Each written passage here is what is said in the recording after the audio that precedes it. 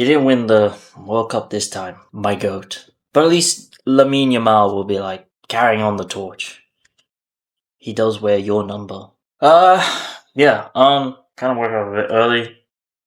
This whole World Cup experience 2026 has been insane. My sleep schedule is really messed up. I gotta fix that. I'm probably gonna take the longest nap after this. This World Cup has lasted like, I think, more than a month. It's gotta be the longest because normally it's 32, I believe. 32 countries, and now it's 48 countries. And I think rumors, but I'm not sure if it's true, of trying to make it 60, which that would be insane if they actually pulled that off. Something to look forward to every day. Literally, there was a game every day except for the quarterfinal where we had one day, just 0 games. And then after the quarterfinals and then into the semifinals, it was 2 games. 2 days of no games. And then we had the finals today and yesterday. And, if you're in America or Mexico or Canada, I'm sure it's not that much of a problem. But here in Australia, some of these games that would air were as early as like 2 a.m. An example of that was the Egypt vs Argentina. That was 2 a.m. I was so tired when I watched that.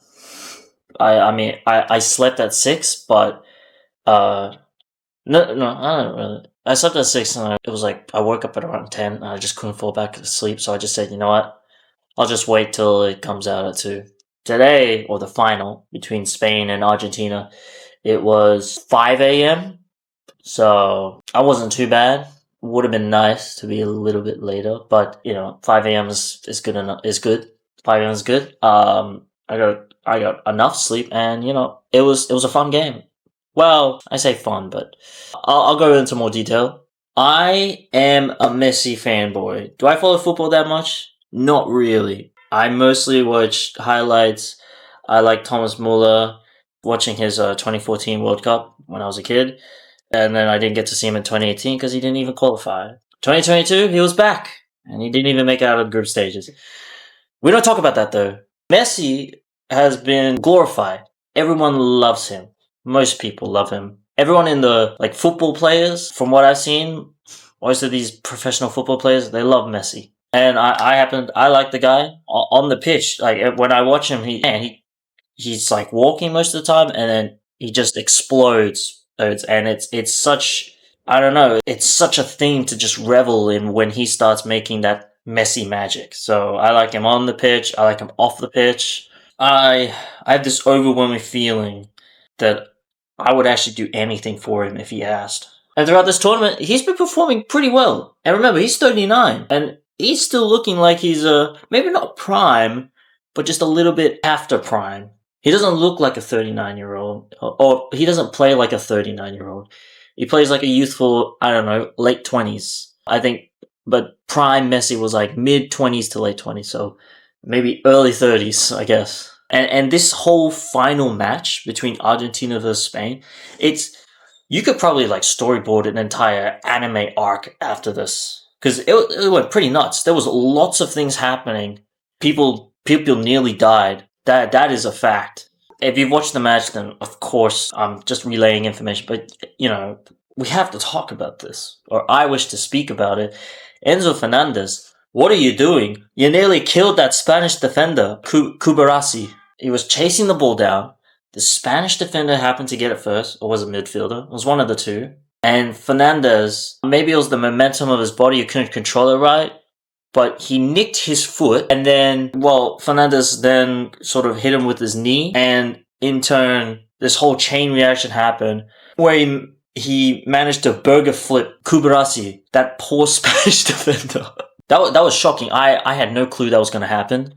Because when you watch it just normal, not in slow-mo, it happened so quickly. I was like, how did you just get burger flip? And then we watched it, and I was just like, yeah, that's it. It's still even slow-mo. I'm just like, that's impressive that he got burger flipped. And yeah, when he got burger flipped, I didn't really need to see the slow-mo. I think most people could agree on that, but that guy is getting a yellow card, definitely. And the sad part was, he was already on a yellow card. I don't blame him for giving a yellow card. I'm on Team Argentina. Well, technically Team Messi. As soon as Messi retires, I'm I'm done with Argentina. I'm not supporting them again. But yeah, someone nearly died, and that shocked me. And then you got the yellow. That's 2 yellows, and that equals a red, which means 10v11. And this is the final match. You do not want to be down a person. I mean, it was already bad enough. The game was already dominated by Spain, and now Argentina looking for a comeback. The chances of that are looking pretty bleak. And I know in the past like 5 or 6 games, Argentina have made their comeback in the last 10 minutes, but this kind of seemed a little hopeless. And there was this thing. It always like annoyed me, and it was just stating facts. But throughout watching the game, there would be this little tab in the corner of the screen, and it'll tell you like how many shots have been made by each team, and it'll say something like 12 shots attempted, 6 on target for Spain, and then for Argentina, for like I don't know how long in the game, like 80 minutes into the game, it said 0 shots attempted, 0 shots on point. It like if you're a stats sniffer, just looking at the stats, you would think this game should be 10-0. But we had Martinez, the Argentina goalkeeper. He was working overtime. My goodness, was he performing like it was stellar what he was performing out there. Like watching it in live time, it looked like he had like spider senses or straight up foresight, like cheating using like future vision or something. Because the amount of goals that were on point, my goodness, like I know he was stressed. In my opinion, I think he's the best player of the match. Like he really carried Argentina's defense. Why? Because there was no defense. It was just him. Spain was able to break through the defense so many times. Now, the worst player, in my opinion, that needed to, like, as soon as possible be subbed out. Because when he was playing on the field, all he cared about was looking for blood. He just wanted to fisticuffs anybody that ticked him off the wrong way. And that is, of course, Paredes. And yes, I think he's worse than Fernandez. We got him subbed in the second half, I believe. And he has got to go. So many free kicks given away. Not even 5 minutes in, and he gives himself a yellow card. Bro, like this game, whenever there is a fight or an argument, you can count on Paredes being there to not only be at the heart of it, but just to add fuel to the fire. Sometimes he's the one instigating it. Like after the match, that was deplorable behavior I saw from him. I'm not a coach. I'm not a manager. I have no qualifications. And you should probably choose some random guy off the internet other than me. I mean, if you ask me to make a starting 11, you'll have me stumped. I only really know the popular players. This guy, from someone who enjoys the sport, but he only really sticks around for the World Cup. I guess you could call it a LARPer, but screw you, I enjoy the sport. This guy looks like kryptonite to this team. I don't know about his past records, but his performance that game, my goodness. Now, I haven't even talked about Spain. Their performance, the synergy between each other, it was magnifique. It was perfect. Perfect. Down to the last minute detail. And they had a lot more freedom when it became a 11v10 with the advantage to them. Of course, the star player, Lamine Yamal, whenever he got the ball, he could just dance with it. He would always challenge the defense. He never really passed around. He would if he was getting crowded, but anytime he could, he would challenge the defense. He would dance through it, and it was pretty much a guarantee that he would win. Maybe even trip up a defender along the way. Now, could we have done that? Maybe. But we didn't really get that opportunity since we were down a man after attempted murder. I might be exaggerating, but like that's the craziest feat I've seen. Someone fouled someone so hard they did a backflip, unintentional, landed on their back, and he was already on a yellow. I mean, what can you do? Now with this actual match itself, I'm not too upset because after watching Spain, they played magnificently. Oh, sorry. They deserve to win. They deserve to be awarded the World Cup. They did a fantastic job. I'm just upset that the finale kind of ended like that. It was so one-sided, so dominated by Spain. It didn't really feel like a finals match. Like, it was just like Argentina just clinging up to hope. And you know what? That's exciting in its own way. That could be a narrative for someone's story.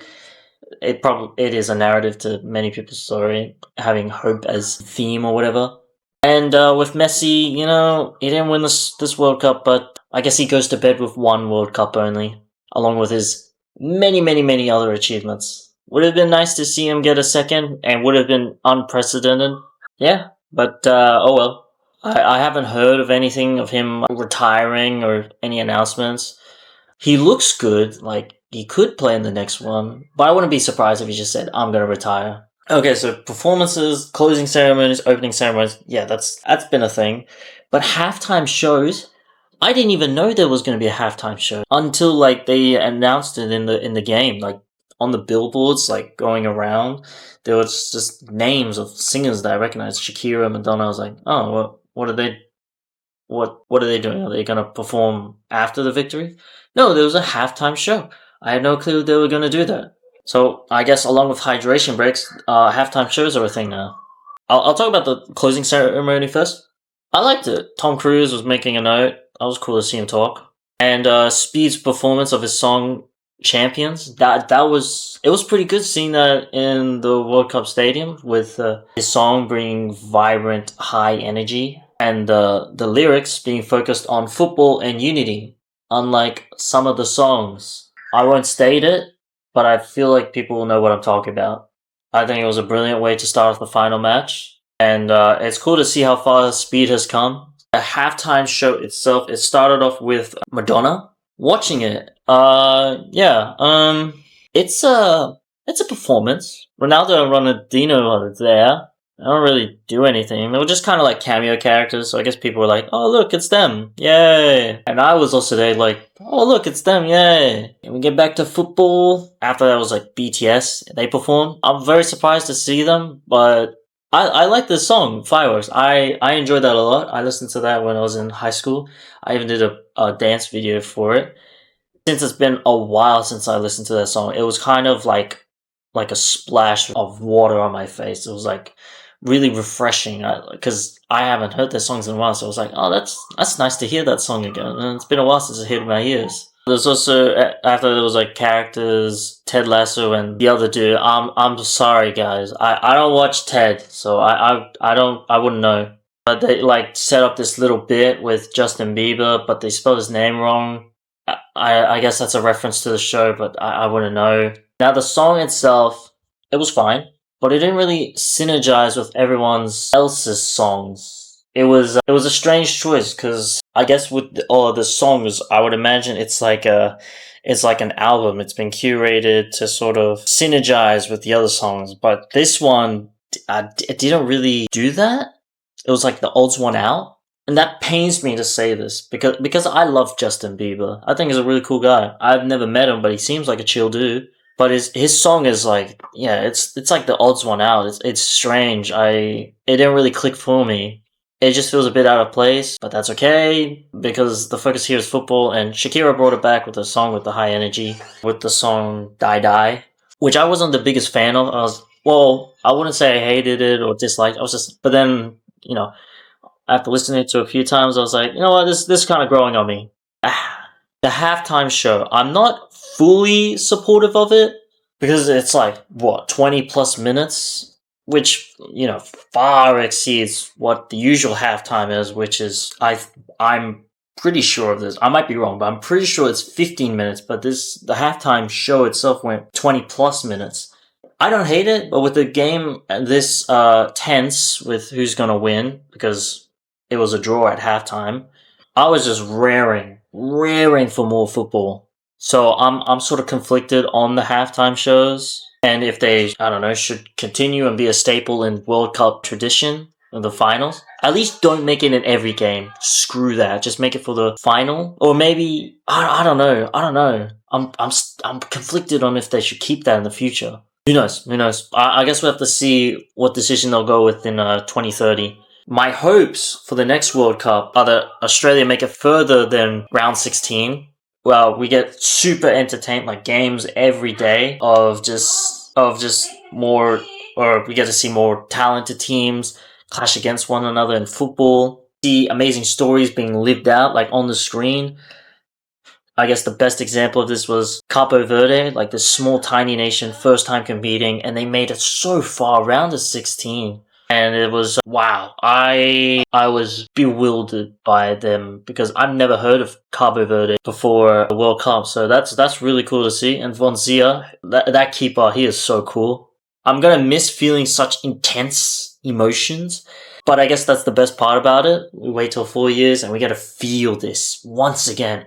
You know what? You know what? I changed my mind. Maybe I am down for 60 countries participating in the World Cup. Will it be a lot longer? Maybe, but games every day, that would be awesome. I guess I believe it was announced Spain, Portugal, and Morocco. Well, I don't know about Morocco, but I know Spain and Portugal. Those definitely two, and then there's another one, but pretty sure it's Morocco. One last note. Please, FIFA, please account for the players' health, especially when it comes to their flights and traveling, because like that whole time schedule for Iran, that when I learned of it, I was like, that's unacceptable. How they were being treated with their schedule, with their flights, their training regimen, it was horrendous, and it was totally unfair. Alright, that's all I can think of. I'm sure there's more bubbling in my head, but that's all I can think of right now. Thanks for watching. Stay safe and have a good one. I don't know how to pronounce his name, but the Spanish goalkeeper Unai Simon, he must have been bored out of his mind. He's looking for the other half of his field, just trying. He's just feeling for Martinez. Thinking, I hate to be that guy, but also maybe looking towards him with admiration.